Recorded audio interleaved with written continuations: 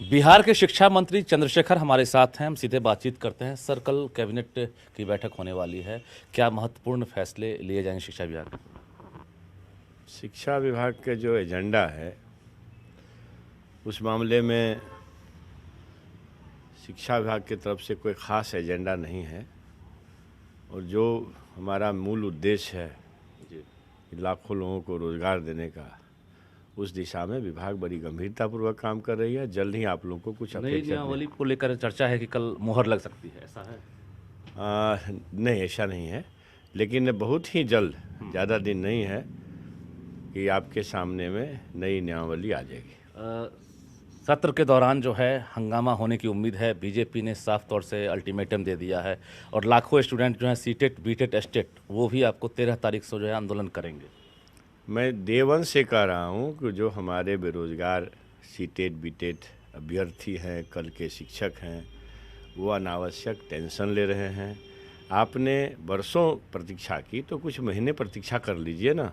और ये जो लोग मिसगाइड कर रहे हैं, जो सत्र में हंगामा करने का धमकी दे रहे हैं, उनका अख्तियार है कि जनता के इशूज़ को किस ढंग से लेते हैं, तो उनका अख्तियार है। उस मामले में कुछ नहीं कर सकता हूँ, लेकिन लेकिन इतना मैं कह सकता हूँ कि साहब, आप जो हंगामा करने वाले लोग हो, तो ज़रा वो दिल्ली वाला जो मोदी जी वाला 16 करोड़ में से भी ला करके दो। हमारे बिहार के लोग प्रतीक्षा कर रहे हैं कि 16 करोड़ को आँख देखते देखते लगता है कि थक गया है, नींद मारने की स्थिति में है। प्रक्रिया क्या होगी? तो जो करोड़ों लोगों को बेरोजगार करने का निजीकरण करके उपाय किए हैं, तो 16 करोड़ हमारे लोग भी ढूंढ रहे हैं, बिहारवासी।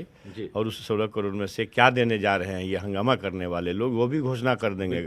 ये उसी हंगामा के दरमियान वो घोषणा कर देंगे। ये प्रक्रिया क्या होगी सर? जैसे चर्चा चल रही है कि अब आप फिर से जो है एस्टेट पास हैं या जो क्वालिफाई हैं उनको आप एग्ज़ाम लेंगे, क्या कोई एग्ज़ाम भी लेने? नहीं, इस तरह का कोई प्रस्ताव नहीं है।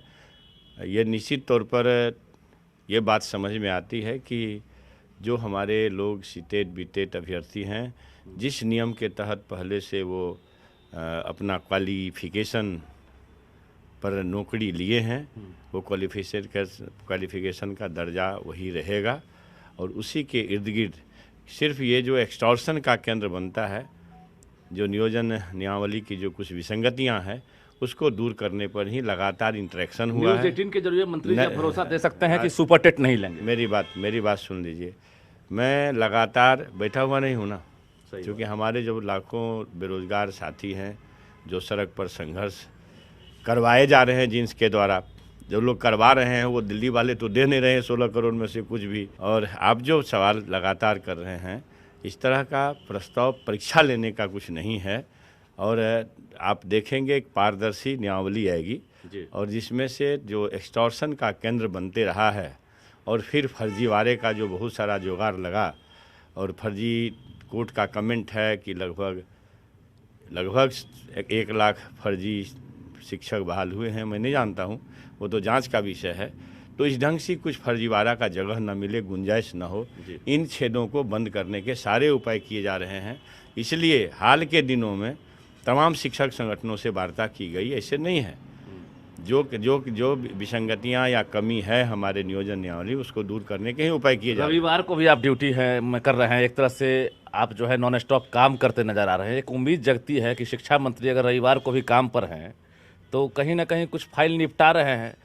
तो ये जो बहाली प्रक्रिया है, ये पूरी तरह से कब मेरी बात समझिए। मैं शिक्षक हूँ और शिक्षक होने के नाते शिक्षा क्षेत्र में जो कमी महसूस कर रहा हूं, उसके लिए चिंतित हूं। विज्ञापन की घोषणा कर दीजिए, तारीख बता दीजिए कब तक करेंगे? मैंने कहा ना, जल्दी होगा, चिंता मत करिए। चलिए, जल्दी का इंतजार करेंगे। और शिक्षा मंत्री चंद्रशेखर हमारे साथ थे और रात का वक्त है इस वक्त और रूसा के कार्यालय में रविवार का दिन है और मंत्री जो है देख सकते हैं कि फाइल निपटा रहे हैं। निश्चित रूप से कल कैबिनेट की बैठक भी होने वाली है और शिक्षा विभाग की तरफ से एक उम्मीद जताई जा रही थी कि कैबिनेट में कल जो है नई नियमावली को लेकर मुहर लगेगी, लेकिन इन्होंने एक साफ कहा है कि फिलहाल मुहर नहीं लगेगी, लेकिन जल्द ही जो है बहाली प्रक्रिया शुरू होगी।